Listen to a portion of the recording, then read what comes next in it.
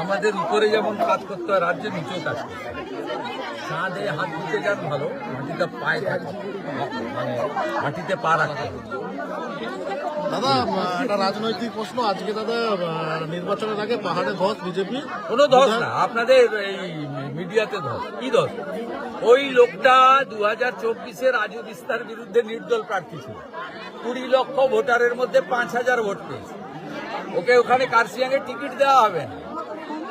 আপনি নেবেন নাকি? তৃণমূলে 50 জন এমএলএ টিকিট পাবে না, তারা আমাদের দলে আসতে চায়, আমরা নেব না। দাদা মানিক আমরা দেখে শুনে নিচ্ছি। আমরা দীপাঞ্জন চক্রবর্তীর মতো এক্স এনএসডি কে নিচ্ছি। আর তৃণমূল কংগ্রেস যত উড়াচ্ছে, ও লোকটা 24 সালে বিজেপির এমএলএ হয়ে বিজেপির প্রার্থীর বিরুদ্ধে লড়েছে, 20 লক্ষ ভোটারের মধ্যে 5,000 ভোট পেয়েছে। দাদা আজকে আপনি কুড়ান না ঝাঁটিয়ে ঝাঁটিয়ে, কোনো অসুবিধা নেই। দাদা মানিক ভট্টাচার্যের পথসভায় না, উত্তরবঙ্গে বইনি হবে না, আমি আপনাকে বলে দিলাম। 54-র মধ্যে 45-এর উপরে ভারতীয় জনতা পার্টি পাবে। আমার নাম করে লিখে রাখবেন, উত্তরবঙ্গে রাখবেন। তারপরেও 5-7টা যা পাবে ও অন্যরা পাবে, তৃণমূল ওখানে 0 পাবে। 54-তে 0 হবে।